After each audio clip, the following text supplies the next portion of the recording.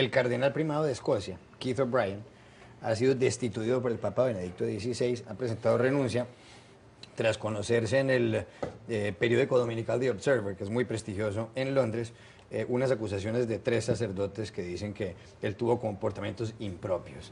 ¿Cómo puede analizar uno esto de cara al cónclave que se va a celebrar dentro de poco y que además Benedicto XVI ha dicho que se puede adelantar? ¿Será que Benedicto XVI está limpiando a la Iglesia de este tipo de personajes? ¿Será que finalmente se va a retirar porque ha descubierto que lo que hay ahí es una podredumbre, hay que decirlo en cierto modo, en algunos cardenales? Yo creo que lo está intentando, y lo ha intentado durante su papado, pero los hechos demuestran que no lo ha conseguido del todo. Hay otros cardenales que van al cónclave de Estados Unidos que también tienen conexiones con los abusos de niños cometidos en Estados Unidos y han sido puestos en la picota por la prensa y por los especialistas en Italia. El cónclave se celebra efectivamente en medio de un clima de, en fin, de ciertas tensiones dentro de los cardenales por el deterioro moral que se ha experimentado en la Iglesia Católica. Yo creo que Benedicto XVI, una de las cosas que ha hecho ha sido limpiar la Iglesia, pero, como decía antes, creo que no lo ha conseguido del todo. La sombra del acoso a los niños por parte de sacerdotes, que fue sistemáticamente ocultado por la jerarquía católica en varios países, es un asunto que, como se demuestra, ha perseguido a la Iglesia hasta este momento y probablemente la va a perseguir durante algún tiempo más. Silvia Pisani. Voy a decir algo que seguramente en otro momento hubiese valido una excomunión, pero de verdad a veces empiezo a pensar en estos días en Benedicto como una especie de papa suicida, digamos, como estos guerreros suicidas. O sea, él sacrifica o hace un gesto impresionante de renuncia. Cada vez le estamos viendo más aristas a su renuncia, porque aparentemente nos vamos viendo que es la única manera de renuncia en la que él encuentra de combatir una iglesia, unos problemas en la Iglesia que desde el papel activo no lo pudo hacer desde su función. En Argentina, cuando estas cosas ocurren, decimos, ha pateado el hormiguero. Es decir, pateó el hormiguero y uno no sabe qué puede salir ahí. Nadie sabe. ¿Ustedes se dan cuenta que a partir de jueves no hay papa? O sea, es pasado mañana, es nada. Y va a haber un papa en retiro. Esta figura a mí me interesa muchísimo. Él dice que va a ser un papa en silencio. Yo creo que Georg, su hermano, va a ser su vocero, él lo va a ver. El papa dice retiro, no clausura. Esa imagen del papa encerrado va a ser como una especie de vigía, y no lombardo, sino alemán, sobre el futuro papa. Qué interesante lo que está pasando en la Iglesia. O sea, yo voy a ser un poco más brutal. No. Yo creo que la renuncia de Benedicto es el reconocimiento tácito de su incapacidad para resolver los problemas de la Iglesia, que son de una magnitud que muchos ni siquiera imaginan, ¿no?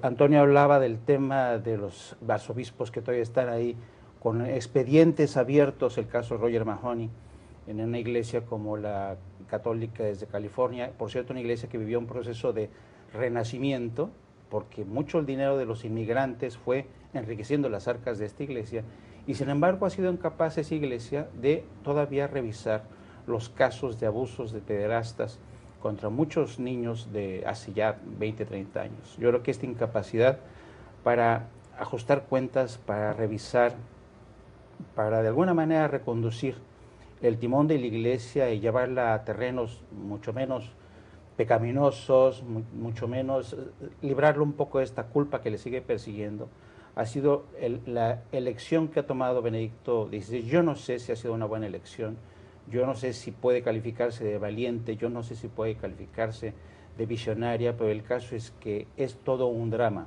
humano que estamos viendo en el seno de una institución que está viviendo quizá uno de los momentos más difíciles y más críticos en toda su historia.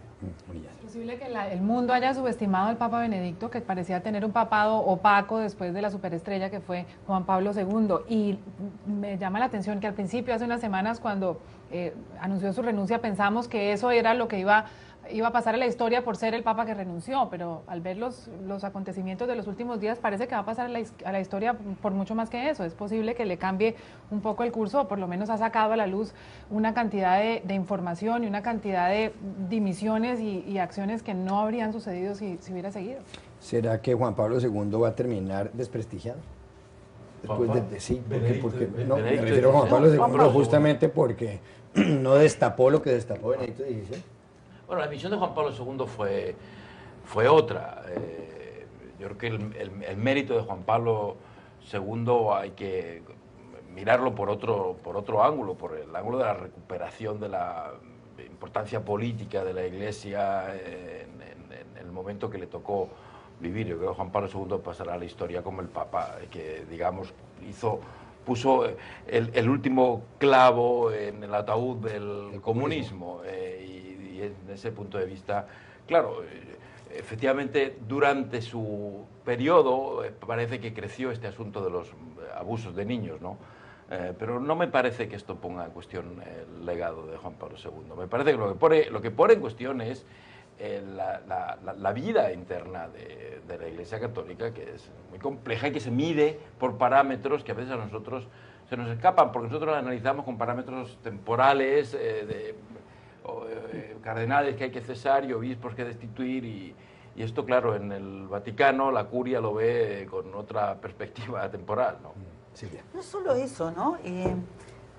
Es cierto lo de Juan Pablo II, es el Papa que además, en rápida memoria, sacó a la Iglesia fuera, la hizo viajera, la hizo peregrina, la hizo llevar por todos lados. Y creo, sin embargo, que no solamente es el tema que es terrible, el tema de los abusos sexuales dentro de la Iglesia y el silencio, sino lo otro, la síntesis que parece de un thriller, sexo y dinero. O sea, también están los escándalos de dinero en la Iglesia, y este es el otro punto.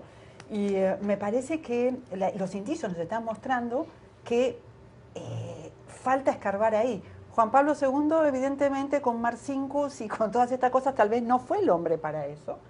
Sí parece que Benedicto, alemán, es el que dice, nein, nein, nein, esto no, y se pone firme ahí. O sea, le faltó a Benedicto encanto para otras cosas, y no siempre el encanto es todo.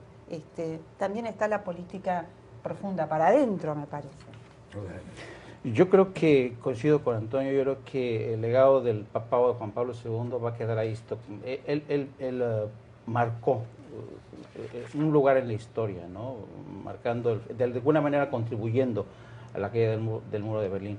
Pero también es cierto, y para quienes yo participé en algunos momentos del papado de Juan Pablo II haciendo coberturas de algunas giras papales, y yo tengo que confesar que el ambiente que ya se respiraba en el Vaticano era prácticamente el que describía un poco Vargas Llosa en la columna que publica este domingo, que uno veía al Papa rodeado por lobos, ¿no?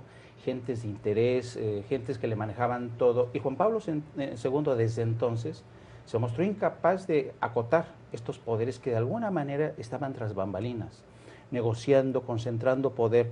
Yo creo que será un papado de luces y sombras, pero infinitamente superior al social de Benedicto XVI. Lo que logró Juan Pablo II fue alejar la percepción del mundo sobre la Iglesia como una institución política llena de intrigas y llena de conflictos, y concentrar la imagen del Vaticano en él, en la persona. El Papa Benedicto, sin tanta carisma, lo que hizo fue poner los ojos en la institución, en lo que nos rodea y en los errores que tiene.